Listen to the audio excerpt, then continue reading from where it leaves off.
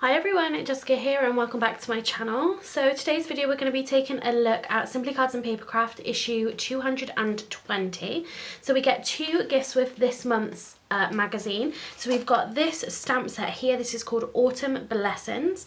So there's 25 stamps here and there's also some downloadable elements as well from their website. So we've got sentiments in here. We have got a few sort of background stamps as well. So these two here, they do create a repeating pattern. So I just had a little go with them before starting this video, and this one here I've stamped it 4 times and this one obviously being a bigger stamp I've done it twice. So you will need to kind of work out how to line them up perfectly, whatever way works best for you. I did this just freehand, and you know, I think the more you do it, the more you'll probably get used to being able to line them up. But these are going to be brilliant for creating backgrounds, just a little bit of texture. You can obviously do these in lots of different colours. Then we've got lots of other elements in here as well. So foliage, we've got the pumpkin, we've got a mug here, we've got a big flower, sunflower there as well. So again, loads and loads of elements with this.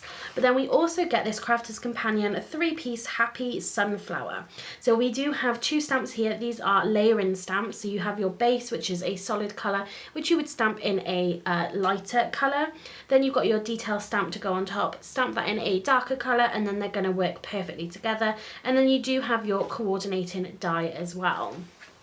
So that is the free gifts. Let's just take a quick look, as always, in the magazine itself at some of the inspiration for what you can do with your stamp set. So as always, lots of inspiration. I'm just going to hold this up slightly just so the light doesn't reflect on it too much. But we have got a how-to down here on how to stamp and die cut the Crafter's Companion stamps here. So if you're not 100% sure, you've never used layering stamps, do check out these instructions just here. But again, lots of different makes here. We've got circle cards, we've got you know, creating apertures and things. So we've got using a gel plate, which has become quite popular recently. So lots of more special makes, some that are more heavily involved with their techniques, and then others just a lot simple if you need a quick card on the go. So we've also got sort of gifts and things you can make. We've got bags, we've got boxes, we've got sort of 3D makes here. So I think this is a like a 3D coffee cup or something, so you could put gifts in there. So it's got a little spoon just added on top. So again, lots of different ways that you can use your free gifts, creating your own notebook, again like a little basket. And then we do have kind of more, whether that's a card, it could be a scrapbook page, you know, whatever it might be, you can absolutely use your stamp set. So let's take a look at what's going to be included in the next issue of Simply Cards and Papercraft. So here we have got a Christmas themed set. So what we have in here is a Tonic Studios sentiment die, so Have a Merry Christmas. So that'll be really fantastic to use, obviously coming up to, starting to create for Christmas, not coming up to Christmas, we've still got a little bit of time yet, but obviously people are starting to think about their makes, their Christmas cards, gifts, whatever they're going to be using. So that's going to be a really fantastic addition. Then we have this Holly Jolly Christmas set here. So this is a 22-piece stamp set. Also 10 bonus digital papers you can download. But we've got lots of different kind of elements in here. So we've got the sentiments, we have got Father Christmas, we've got sort of little bits and pieces to kind of build up your images, your cards, whatever it is. And then again, just those big, we've got the bells, we've got the drink there, the candles. So that is going to be perfect. Definitely looking forward to having a look at this Tonic Studios die. And that issue goes on sale on the 26th of August. But now let's get into creating a card today using our free gift from issue 220, and that was called Autumn Blessings. So for today's card, I'm going to be creating something a little bit different. So when I get the magazine, so I get it on subscription, so it comes through the post. When I get it, I like to have a look at what's in the magazine, of course. I like to have a look at the inspiration and kind of what they've done with it, and I try really hard to come up with something slightly different. I don't want to just kind of copy what is in the magazines, what's already being created, so I try to think a little bit differently. Hopefully you guys do agree that I do come up with something a little bit different. So again, I had a little look through the magazine and I kind of thought, again, how can I use this? And originally I was going to create something a little bit more Halloween-y, I think, with the pumpkin there. I wanted to do something with like watercoloring, maybe different colours, but I did set on doing something sort of autumn themed because that is what this stamp set is kind of based around. So I thought I would stick with that at least for my first card. So what I'm going to do is actually create a wreath with the images in here. So I wanted to use kind of as many of these as possible. So I'm going to be using some watercolours as well. So I've already got my watercolours out, but I'm going to pop that to one side for the moment. So what I've got is a piece of cardstock here. This is watercolour card that I've trimmed down to 4 3/4 square, because the card that I've picked out is 5-inch square. Now this is a textured card. It's kind of like a hammered design on here, and I thought this looked really nice. It went nice with my watercolour paper because it was slightly creamy, whereas my other card bases that I've pre-cut are of course white. So I thought this would work kind of nicely. I might end up trimming it down a little bit further, but for the moment this panel is 4 3/4 square. And I've already drawn a really light circle in pencil on here, and this is going to be kind of my guide for when I am stamping. So I was looking at the stamp set thinking again how much of these I wanted to use, and I really love all of these kind of smaller, thinner images here. Of course I like the big sort of flowers and things, but I thought this would actually create a really beautiful kind of wreath because, you know, you've got these kind of elements down here. They're quite gentle maybe, for want of a better word, but I thought that would look really nice sort of watercoloured in more of a loose kind of style. But I definitely wanted to get my pumpkin in here as well. So I want to have kind of an element, like a focal point, which is going to be kind of down the bottom here, because I want this to be on top, and this is going to be a flat card, at least for the wreath. I've already cut myself a mask, just stamped it onto a piece of post-it and just cut that out. So it means then I can mask off that area and just carry on stamping around that. So what I'm going to do is just grab an acrylic block. So I could pop this into my Misty, but I'm not going to. I'm just going to pray that we get a good impression first time round. So because I am going to be using my watercolour paints today, I'm going to use my VersaFine Onyx Black because this is a waterproof ink. And I'm going to start at the bottom. So I picked a size circle that wasn't kind of too big that filled it up too much, because I want to be able to come inside and outside of that. So my pumpkin is pretty much going to sit kind of on top of our circle. So let's make sure our cardstock is nice and straight. And I'm just going to stamp that down. And by stamping this first and creating that mask, it means this is going to be at the front. So that's actually stamped really, really nicely. I'm going to use my Lawn Fawn stamp chamois just to clean that stamp off. Because this is a waterproof ink, I don't really want to leave it on there too long. And I'm just going to leave that a second before I put my mask on, just to let that dry. Okay, so now I'm going to pop my mask on top of this. So now I can get started stamping the rest of my images. So what I wanted is to have this piece down the bottom a little bit more fuller, because these are slightly bigger images. And then again, I wanted to use some of these more sort of dainty stamps to kind of come around the side. So I definitely want to stamp one of these leaves kind of coming out. So I think I'm going to pick this one here. And this is then going to come out either side of our pumpkin. So again, let's just ink that up with our VersaFine ink. I'm just going to stamp that one down. So that one's got a little bit of a thicker line than I would have liked. I might have just pressed down on that a little too much, but that's okay. Again, we are just going to go with it, and we're just going to build this wreath up.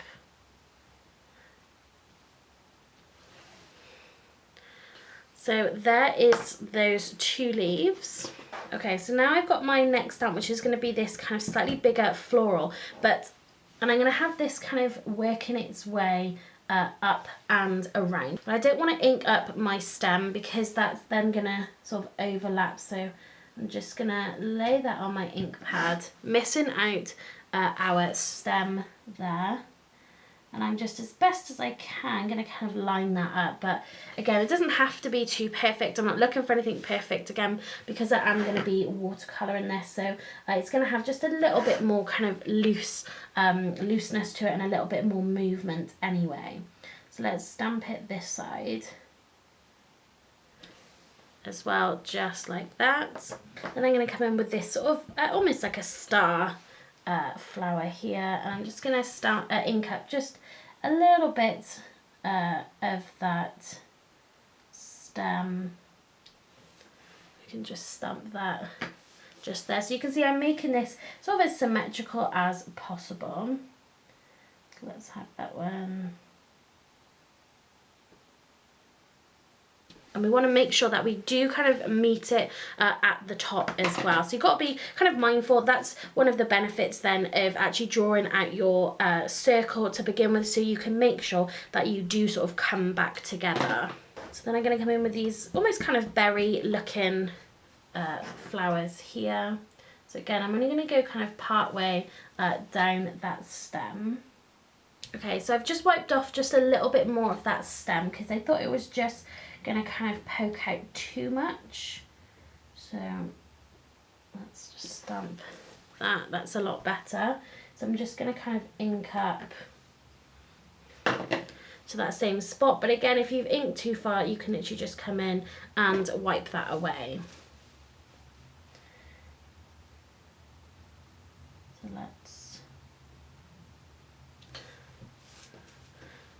So to finish our wreath at the top, I'm actually going to take this stem here that's got the 2 leaves on it, and I'm going to use this one here for this side. And again, I'm just going to partially ink this up.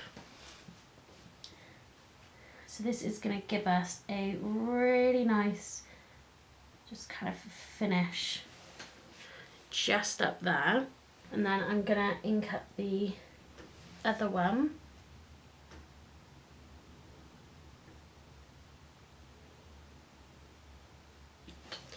And that one's just gonna come underneath. So it's not sort of matte perfectly, but again, I'm gonna kind of fill this in with some of those smaller images as well anyway, but it just sort of meets nicely at the top. So we've got a few kind of small stamps in here as well. And again, I'm just gonna use these, like I said, to sort of fill in any gaps. So I'm gonna fill in this section here. So again, I've inked the whole thing up, and then wherever I don't want to stamp this, I'm just going to wipe it away. So I just want these little flowers just to kind of come out nicely just there. And then the same .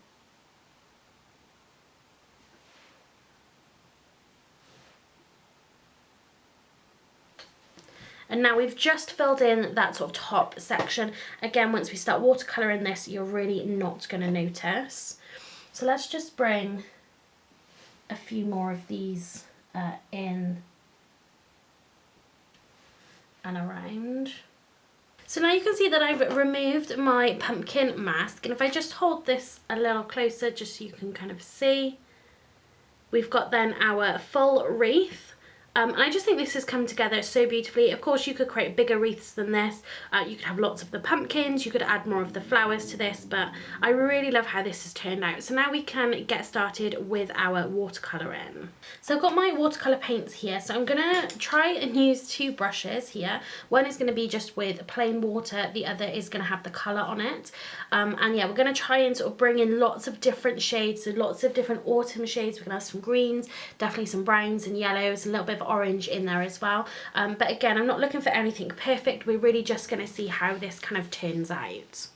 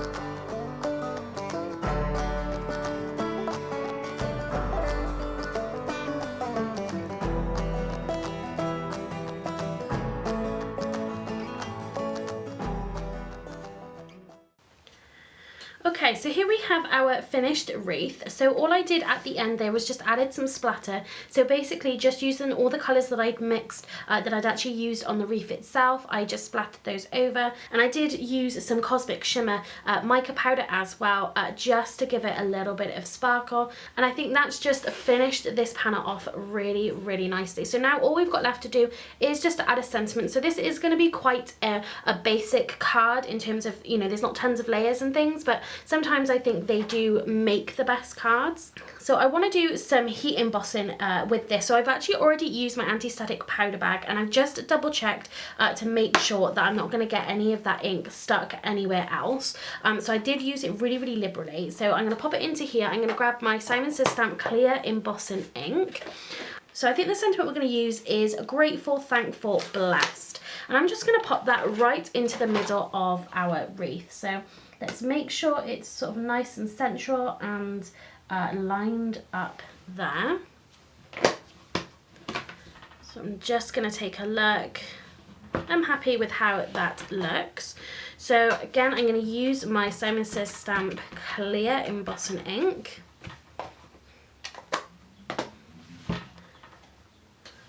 So let's just sort of kiss the top of this. We don't want it to kind of blow out at the edges there. And I like to just kind of tip it into the light just to see how good of an impression we've got. I am going to stamp this again just to be on the safe side. So let's bring that door over. Okay, so I can see that a little bit more now. And I'm going to grab some gold embossing powder. So I'm actually just going to take my card base just to catch all of my excess embossing powder. Let's just tip that over. And I'm not even too worried whether there is embossing powder kind of stuck to that background, because we've got that splatter on there. You're really not going to notice. And now I'm just going to go ahead and heat set this. So there we have our gold heat embossing, and I just think that goes so beautifully with the colour palette that we have picked. So the last thing I've got to do now is just mount it onto my card. So what I'm actually going to do, instead of using any foam tape or anything like that, I'm actually going to use some scrap cards. So I've picked this up from Amy R. So she is here on YouTube. I think she comes under Prairie Paper and Ink as well. Based in Canada, I think, and I absolutely love her videos. I love the kinds of cards that she creates. They're so beautiful. And what she does is actually uses cardstock that maybe she doesn't like for colouring, die cutting, whatever. It's just stuff that she doesn't like using. She actually just uses it up in this way and then helps add that stability to your card. So I'm going to give that a go today. So I'm going to cut this smaller than my card. So I'm going to cut this at 4.5 square. And I'm going to cut just a bunch of pieces just to sort of stack together. So I've got 4 pieces here, and all I'm really simply going to do is just glue them all together.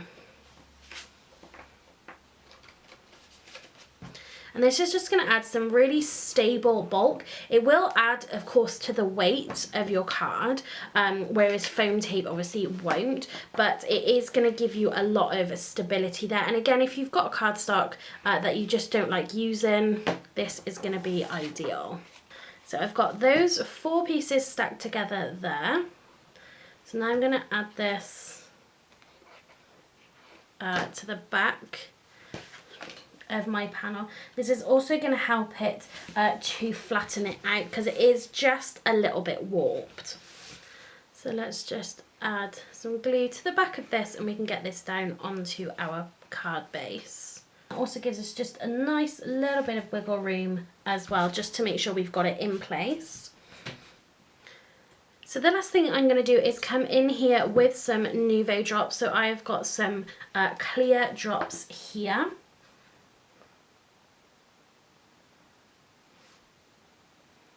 And I'm just going to kind of dot these all around my wreath.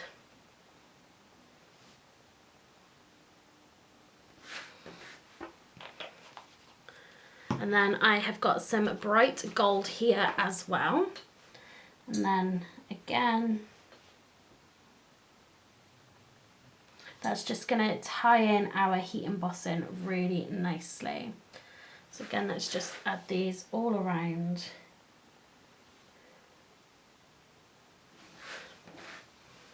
That is then our finished card. So if I just hold it up just so you can kind of see that sentiment without the light shining on it. But we've got a really sort of muted palette here, again adding those golds with those browns and that orange as well. I think this has just come out so beautifully, and again it's something slightly different to what is in the magazine itself, so it just goes to show, depending on your style, you can kind of change the look of any stamp or die set, whatever it might be, and you can really kind of tailor it to whatever you want. So just to remind you, this was using the Simply Cards and Papercraft issue 220. This stamp set is called Autumn Blessings, and you can get it now in supermarkets and over at the Craft Stash website. So if you are interested in picking up this magazine, I will leave a link in the description box down below for you to check out. So if you did like this card, then please give this video a thumbs up. If you haven't subscribed to my channel already, please do so you don't miss out on any future videos. So that's it for today. Thanks very much for watching, and happy crafting.